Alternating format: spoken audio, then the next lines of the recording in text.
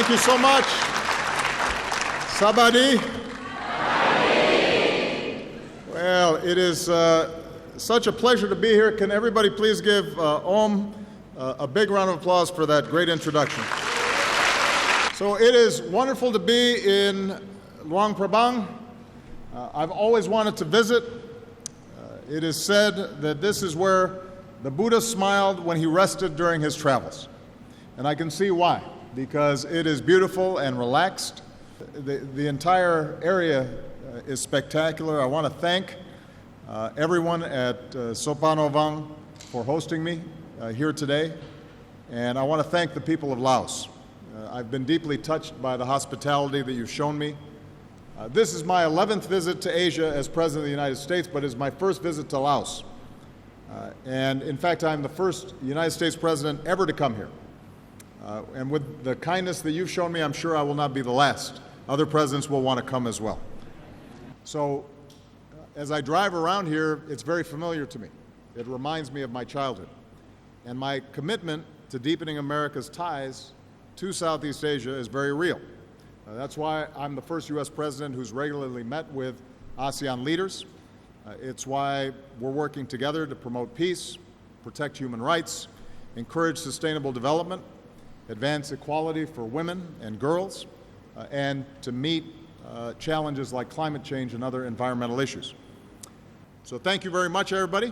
And with that, let's take some questions and comments from our Waisili network. Since we're in Laos, let me see a Lao young man. Here we go, right here. Sabadi. Sabadi. Good afternoon, Mr. President. Thank you for visiting us. My name is Ping Saliao Si Thieng Tham. I want to ask you, if one thing, only one thing, can be changed in ASEAN, especially in Laos, what kind of that change do you want to see? And how will you contribute to that change? Thank you. Oh, it's a good question.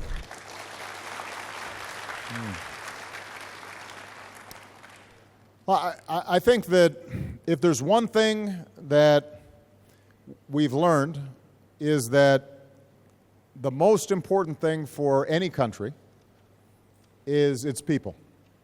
So if there's one thing that I could help to bring about, it would be